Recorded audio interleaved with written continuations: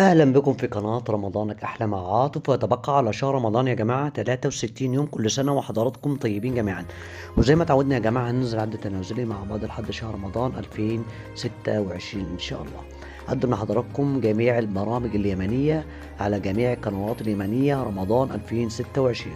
وعشان تشوفوا الجديد معايا في الدراما اليمنية وجميع الدرامات العربية رمضان 2026، أتمنى منك اللايك والاشتراك وتفعيل الجرس عشان يوصلك مني كل جديد فيما يخص جميع الدرامات العربية رمضان 2026. وتعالوا نشوف يا جماعة جميع البرامج اليمنية رمضان 2026. ونبدأ بأول برنامج يا جماعة، خاطرك مجبور. خاطرك مجبور إن شاء الله معانا في رمضان 2026.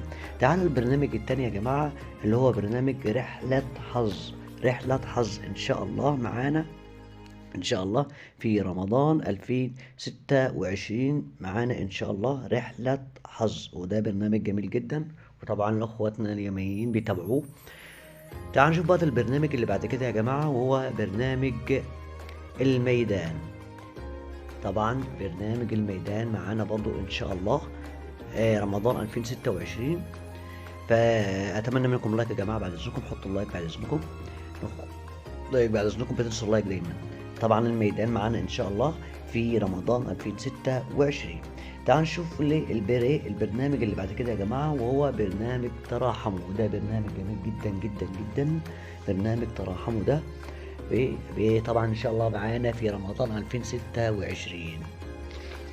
تعالوا نشوف البرنامج اللي بعد كده يا جماعة، وهو شباب قرآن. وده برنامج جميل جدا جدا لمسابقات في القرآن الكريم.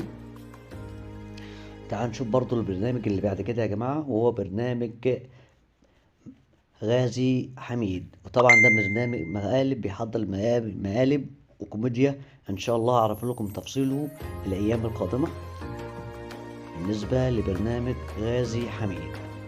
طبعا بيحضر البرنامج جميل ان شاء الله، هتشوفوه معانا رمضان 2026. طبعا برضو برنامج محمد المحمدي برضو معانا ان شاء الله في رمضان 2026. واخيرا بقى البرنامج اللي كله منتظره وكله بيحبه، طائر السعيدة.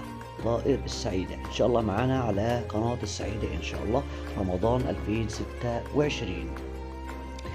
فان شاء الله يا جماعه كل ما يخص الدراما اليمنيه وجميع الدرامات العربيه هتلاقيها على القناه ديت، فلايك واشتراك وتفعيل الجرس عشان يوصلك مني كل جديد في الدراما اليمنيه وجميع الدرامات العربيه ان شاء الله رمضان 2026. والله مع الف الف سلامه.